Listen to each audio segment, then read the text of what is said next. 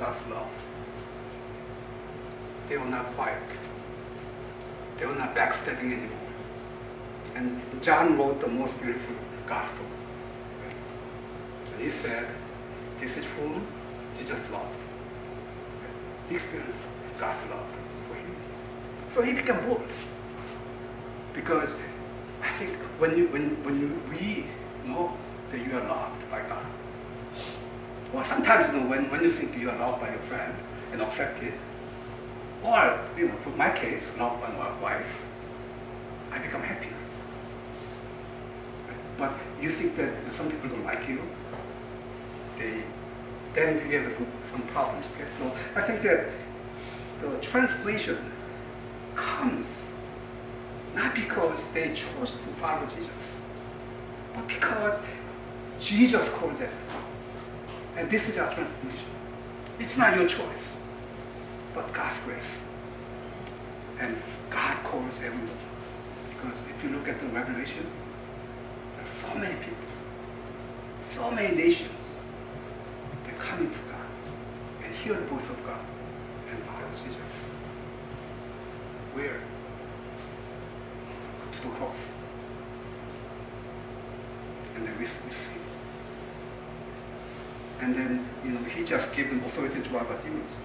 And then, in the context, how do you drive out all the bad ideas you have and all the evil thoughts you have?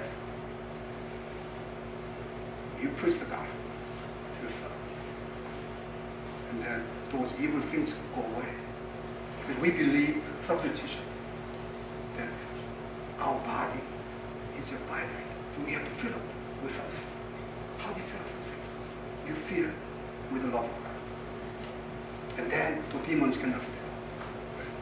But if you don't have good news, then all the evil thoughts come to you and then you become, invite all the demons. And then I think that the authority to drive out demons is a real problem. Because if you look at this world, it doesn't take too long to find out people are bad.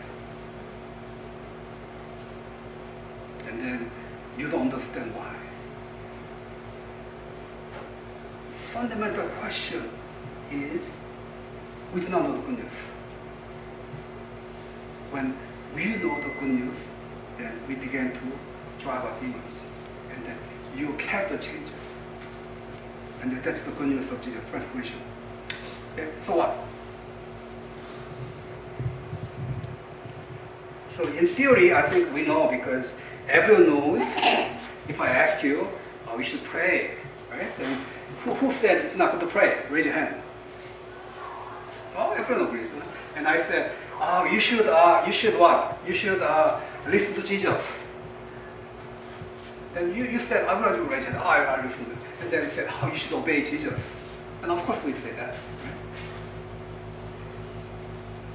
Right? But the important thing is that knowing all this, we fail to do what God tells us to do. It's hard. And then when you are stressed out, it's even harder to listen to God. But, so that's why I always go to Psalm 23. The Lord is my shepherd. Like he makes you lie down in green pastures. And then he can walk through the valleys of shadow of death with you. And then he leads to the kingdom of God. And there's a complete acceptance. So I think that God's calling for you to be with him, it's not just a 3-year deal, okay? Right? So it's not like you go to college for 3 years and you get a degree and move to Chicago or something like that, right? But I think it's more of Jesus' commitment that I will be always there for you. And then without me, you cannot survive. I am the oasis. So I like this picture, right? So sometimes world like is like desert, okay? Right? But there is a fountain. And then people have some ideas what that is. What will make you happy? Close your eyes. Think about it. Okay? Those who are not married can be husband, okay? Those who are married, what? With children. Those who have children, they can be what? Your children go to good school and get a job and marry. Those who have married children, it's retirement. Those who are retired, what? What are you going to look for? To die? So I think we have an idea of self-medication, okay? That means that we think whatever we think will make us happy, okay? At this given moment. But what Jesus is saying is that the fundamental problem of calling his people is that you have been far away from me. The most important thing, before you preach the gospel, or something else, you have to know how vulnerable you are. You have to come close to me. You have to be with me. When you are with me, it's like a tree. It's like a tree planted by the streams of water. Think about this tree moving away from the source of life. So what's going to happen?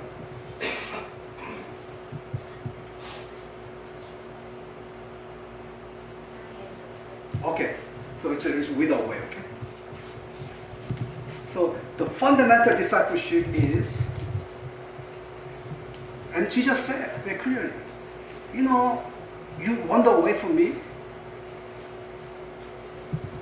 you'll be nobody. But by the grace of God, if you hear my voice and come to me, and you put me at the center of my life, your life, and then you come to me every day, believing that coming to him and be with him, and whatever you do, he will accept you, and I will make you a fruitful tree. And then when this tree grows, what happens? Many people can enjoy the shade, and many birds can come and enjoy the fruit. So I really want to think about our life. Our life is what? We like to be far away from God. But Jesus came to be with us. And that's our life. So sooner you realize that you are helpless. You are living in the desert. The things that you are going to make you happy, it's not what you want. Because I think I grew up with the 007 movie, okay? Right? Because it's cool, because I see all the fancy cars and all kinds of stuff, right? And then there's one 007 is very dark, because he was betrayed by this guy, and his girlfriend and wife died, okay? And he does revenge. And the revenge was very simple. He brings this guy to the desert. And then, you know what he gives this guy? The can of the engine oil. That guy is thirsty. And that guy is going to drink that. Do you know why? Because thirsty people will do some strange things, okay? That's what we do. We are so thirsty, we'll just grab and drink that, and we'll die. Something like that. Everything in the world is like that. You grab and you die. But only thing that God gives, that makes you alive, we believe, is the cross of Jesus. Jesus at the center. And every time we are suffering, we are struggling. Where you go? Where you go? Where you go? Okay? What will save you? Okay? We go to the cross of Jesus. It's hard. I'd rather just read the engine will die because we are desperate. But we go. We go near Jesus. Go to Him. And then eventually die. But that's your life.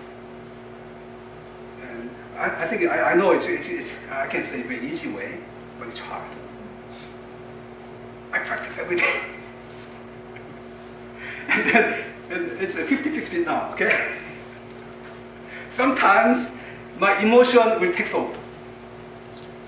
And I'm hot-tempered, no? And sometimes, rare occasion, I look at Jesus. And then I realize that, Sam, you can be so stupid. Why should you try doing that? It has no value. But we believe that we don't know unless Jesus came to us and called those people who are thirsty and who are hot-tempered and who want to get something from this world and says, no, what you need is me. What you need is me. Please put me on the center. And then I'll live with you.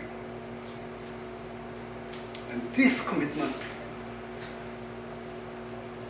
is not just 1 or 2 years, but that is the God's promise. And then I'd like to finish up with Matthew chapter 28, the first gospel.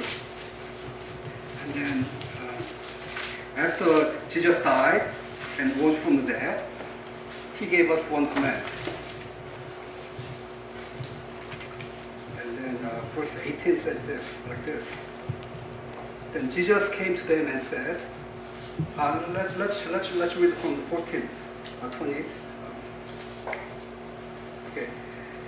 This is after Jesus died and rose from the dead. And then verse 16. Matthew Gospel chapter 28, starting from then the 11 disciples, because one is missing, right? Because one is the Judas Iscariot who betrayed Jesus. So when Jesus called 12, He picked the one who's going to betray Him. The 12 disciples, one of them was Judas Iscariot. And Jesus knew what He's going to do. But Jesus loved him, and then there's a section that Jesus washed his feet. It's very moving. And then Jesus prayed for him to forgive his sins. And the 11 disciples went to Galilee, to the mountain. It starts the life of Jesus starts with a mountain, and then here the mountain where Jesus had told them to go. Perhaps, I'm not sure. Perhaps it's a mountain that Jesus called them. So He wanted to go back to the mountain. Then they saw Him, they worshipped Him. So they just found out that, wow, Jesus really died and rose from the dead. But some doubted.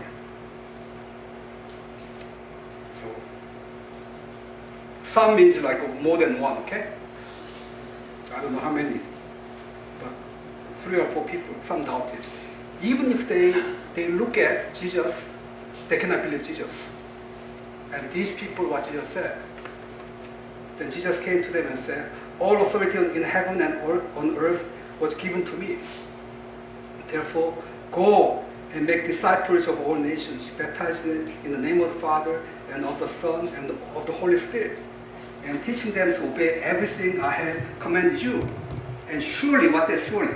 This is God's commitment. Surely I am with you always. The discipleship does not end with Jesus' death and resurrection. This is a continuing process. Okay? We get better by being with Jesus.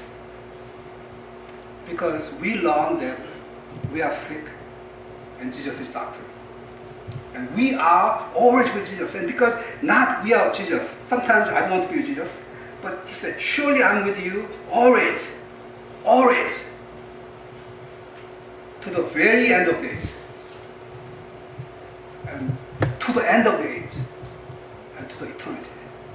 So when Jesus calls people, his calling it does not depend on my response, my mood, my stress, but Jesus' word. And that's why we go to Jesus every day. So, can you practice this way?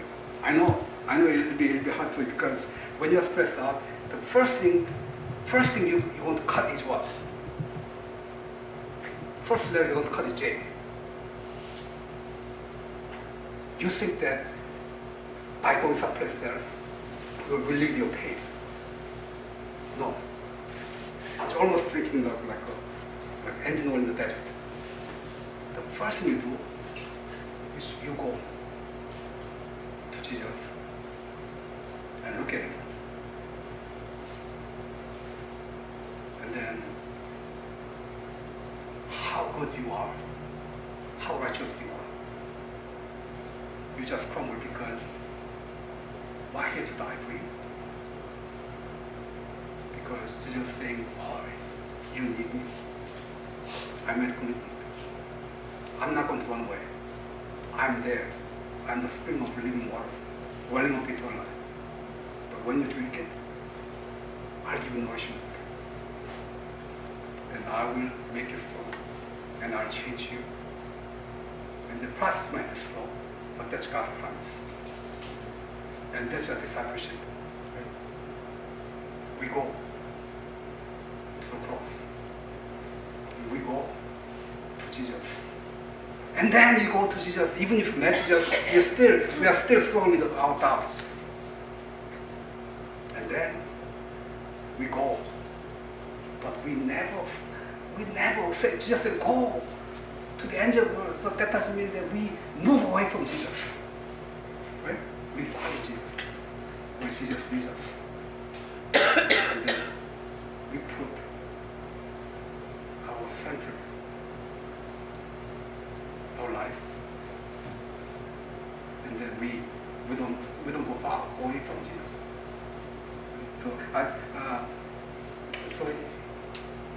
Well, I can say many things, but I think let's practice this, okay? So I know that there are some people who are so much burdened that they cannot sleep well. And then there's so much pain and so much things happening here among us, right? But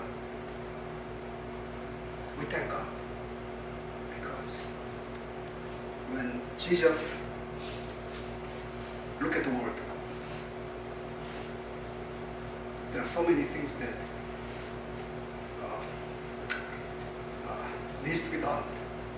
Okay? And there are so many things here. So I understand that. So one of the things I carry is this. What's this? Safe life. Okay. Safe life. Safe life. Safe life. Because I think I don't need a safe ride. Okay? And I believe that I'm a good driver. Okay? I told Andrew not to drive. Okay? Okay. I think I know how to drive and I know how to manage my life. You know? But I'm so forgetful. I need a safe drive. Somebody drive me.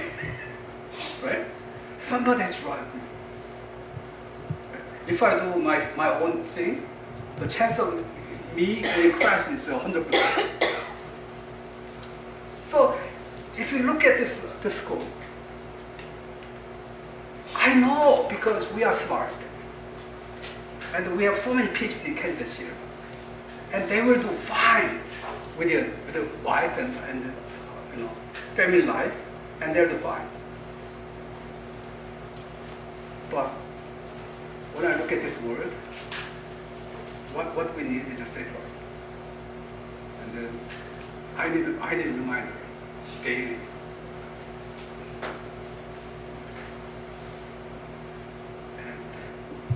think you should have some reminder. So if you want to, you are so forgetful, then I'll pay for your tattoo, okay? Put the cross on there somewhere, okay? All right? But that doesn't mean that some people are so superficial, so they put the cross on their bodies. But that's about it, okay? All right? The only thing is about that, but inner being doesn't change. All right? But when we go to Jesus, our inner being changes. And then we are welcomed by Jesus. We are loved by Jesus. And then we see the commitment of Jesus. Until he died, he rose, but he still wants to make commitment with us. So we thank Jesus for that. So let's read our key verse, okay? Okay, so those people who sleep are out, okay? So then let's get the main point for you. The main point is what?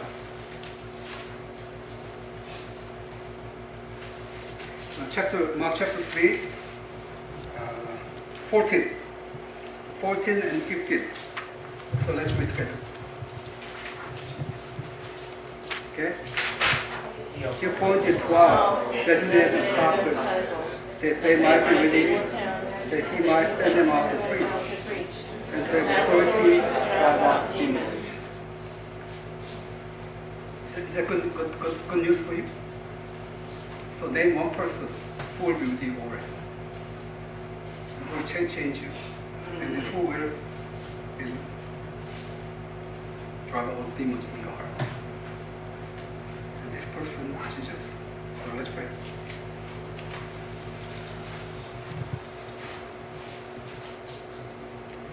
Heavenly Father,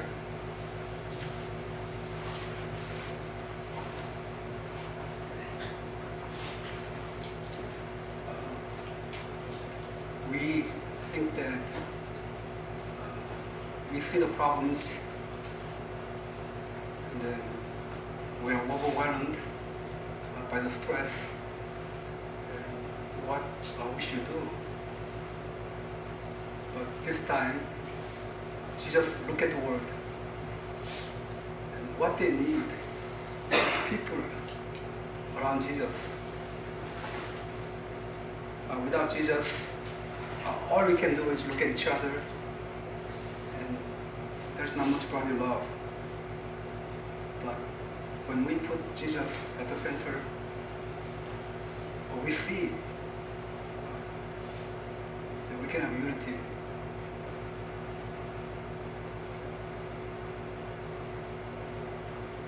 The fact that we don't have unity and love means that we do not know the good news of Jesus. Please help us to see you, and then see you at the cross, and also help us not to be moved far away from you, and always learn to come back to you daily and drink the fountain of life that you promised.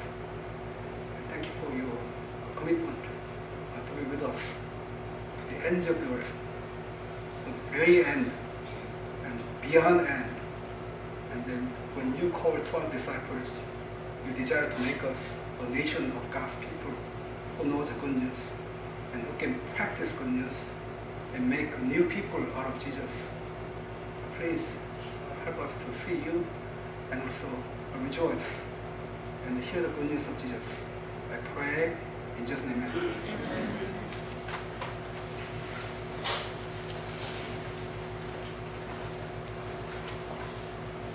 All right, now I ask you to stand up and join us in singing a hymn.